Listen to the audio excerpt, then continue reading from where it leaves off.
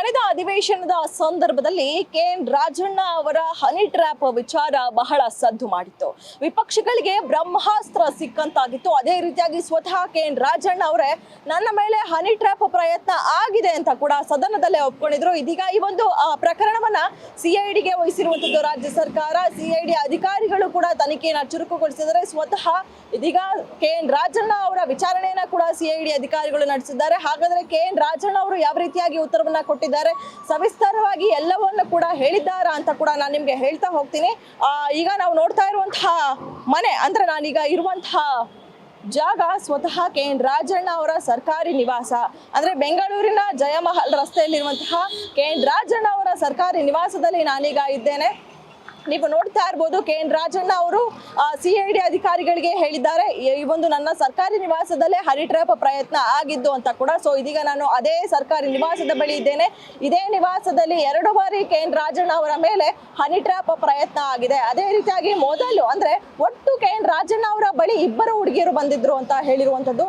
ಮೊದಲ ಬಾರಿ ಒಬ್ಬ ಹುಡುಗ, ಅದೇ ರೀತಿಯಾಗಿ ಒಬ್ಬ ಹುಡುಗಿ, ಅಂದ್ರೆ ಒಂದು ಹುಡುಗಿ ಜೊತೆ ಒಬ್ಬ ಗಡ್ಡಾಧಾರಿ ಹುಡುಗ ಬಂದಿದ್ದ ಅಂತ KN ರಾಜಣ್ಣ ಅವರು ಹೇಳಿದ್ದಾರೆ. ಆ ಒಂದು ಸಂದರ್ಭದಲ್ಲಿ ನಾನು ಕೆಲಸದಲ್ಲಿ ಬ್ಯುಸಿ ಆಗಿದ್ದೆ, ನಾನು ಮಾತನಾಡಿಸೋದಕ್ಕೆ ಆಗಿರಲಿಲ್ಲ ಅಂತ ಕೂಡ KN ರಾಜಣ್ಣ ಅವರು ಹೇಳಿರುವಂತದ್ದು. ಅದೇ ರೀತಿಯಾಗಿ ಕೆಲ ದಿನಗಳ ಬಳಿಕ ಮತ್ತೊಂದು ಹುಡುಗಿ KN ರಾಜಣ್ಣ ಅವರ ಬಳಿ ಸಮಸ್ಯೆ ಅಂತ ಕೇಳ್ಕೊಂಡು ಬಂದಿದ್ದಾರೆ. ಆ ಒಂದು ಹುಡುಗಿಯನ್ನ KN ರಾಜಣ್ಣ ಅವರು ಮಾತನಾಡಿಸುವಂತಹ ಸಂದರ್ಭದಲ್ಲಿ ನನ್ನ ಕೈ ಹಿಡಿದು ಹೇಳಿದ್ರು ಅಂತ KN ರಾಜಣ್ಣ ಅವರು, ಅಂದ್ರೆ ಆ ಹುಡುಗಿ ನನ್ನ ಕೈ ಹಿಡಿದು ಎಳೆಯೋದಕ್ಕೆ ಪ್ರಯತ್ನವನ್ನ ಪಟ್ಲು. ನಾನು ವಿಚಲಿತನಾಗಿ ಆಕೆಗೆ ಕಪಾಳ ಮೋಕ್ಷ ಮಾಡಿದ್ದೇನೆ ಅಂತ ಕೂಡ ಇದೀಗ KN ರಾಜಣ್ಣ ಅವರು ಹೇಳಿರುವಂತದ್ದು. ಈ 2 ಘಟನೆಗಳು ಕೂಡ ಅಂದ್ರೆ ಏನು 2 ಪ್ರಯತ್ನ ಏನಿದೆಯೋ ಆ 2 ಪ್ರಯತ್ನ ಕೂಡ ಇದೀಗ ಜಯಮಹಲ್ ರಸ್ತೆಯಲ್ಲಿರುವಂತಹ KN ರಾಜಣ್ಣ ಅವರ ಸರ್ಕಾರಿ ನಿವಾಸದಲ್ಲೇ ಆಗಿರುವಂತದ್ದು. ಅದೇ ರೀತಿಯಾಗಿ KN ರಾಜಣ್ಣ ಅವರು ಇಷ್ಟು ಮಾತ್ರ ಹೇಳಿದ್ದಾರೆ, ಅಂದ್ರೆ ಆ ಹುಡುಗಿ ನೀಲಿ ಬಣ್ಣದ ಬಟ್ಟೆನ ಧರಿಸಿದ್ಲು ಅಂತ ಮಾತ್ರ ಹೇಳಿದ್ದಾರೆ.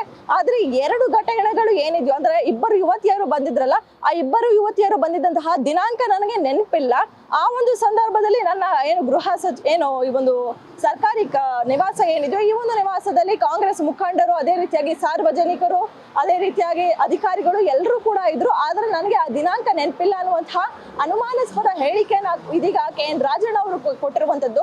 ಅಂದ್ರೆ ಈಗಾಗಲೇ ಸಾಕಷ್ಟು ಆರೋಪಗಳು ಕೇಳಿ ಬರ್ತಾ ಇತ್ತು. KN ರಾಜಣ್ಣ ಅವರು ಈ ಒಂದು ಪ್ರಕರಣವನ್ನ ಮುಚ್ಚಿ ಹಾಕೋದಕ್ಕೆ, ತಳ್ಳಿ ಹಾಕೋದಕ್ಕೆ ಪ್ರಯತ್ನವನ್ನ ಪಡ್ತಾ ಇದ್ದಾರೆ ಅಂತ. ಸೊ ಹೀಗಾಗಿ ಅವರ ಹೇಳಿಕೆ ಕೂಡ ಎಲ್ಲ ಒಂದ್ ಕಡೆ ಅನುಮಾನಾಸ್ಪದವಾಗಿದೆ. ಸ್ವತಃ KN ರಾಜಣ್ಣ ಅವ್ರಿಗೆ ಒಂದು ದಿನಾಂಕ ಗೊತ್ತಿಲ್ಲ ಅಂತ ಅಂದ್ರೆ ಯಾವ ರೀತಿಯಾಗಿ ಅಂತ ಇದೀಗ ಕೆಲವು ಅನುಮಾನಗಳು ಕೂಡ ಹುಟ್ಕೊಳ್ತಾ ಇರುವಂತದ್ದು. ಸೊ ಹೀಗಾಗಿ ಈ ಒಂದು ಪ್ರಕರಣವನ್ನ CID ಯಾವ ರೀತಿಯಾಗಿ ತನಿಖೆಯನ್ನು ಮುಂದುವರಿಸುತ್ತೆ, ಯಾವ ರೀತಿಯಾಗಿ ಅಂದ್ರೆ CID ಅಧಿಕಾರಿಗಳಿಗೆ ಸ್ವತಃ KN ರಾಜಣ್ಣ ಅವರು ಹೇಳಿರುವಂತದ್ದು, ನೀವು ಹುಡುಕಿದ್ರೆ ಸಿಗ್ಬಹುದು, ಹುಡುಕಿ ಅನ್ನುವಂತಹ ಹೇಳಿಕೆಯನ್ನ ಕೊಟ್ಟಿದ್ದಾರೆ. ಸೊ ಹೀಗಾಗಿ ಮುಂದಿನ ದಿನಗಳಲ್ಲಿ ಈ ಒಂದು ಪ್ರಕರಣ, ಅದೇ ರೀತಿಯಾಗಿ ಈ ಒಂದು ತನಿಖೆನ CID ಅಧಿಕಾರಿಗಳು ಯಾವ ರೀತಿಯಾಗಿ ಮುಂದುವರಿಸ್ತಾರೆ, 2 ಯುವತಿಯರು ಕೂಡ ಸಿಕ್ಕಿ ಬೀಳ್ತಾರಾ ಅಂತ ಕೂಡ ಕಾದು ನೋಡ್ಬೇಕಾಗಿದೆ. ಕ್ಯಾಮ್ರಾ ಪರ್ಸನ್ ರಾಕೇಶ್ ಜೊತೆ ಕವನ Shivanna, guarantee news, Bengaluru. Guarantee news, ಸುದ್ದಿ ಖಚಿತ, ನ್ಯಾಯ ನಿಶ್ಚಿತ.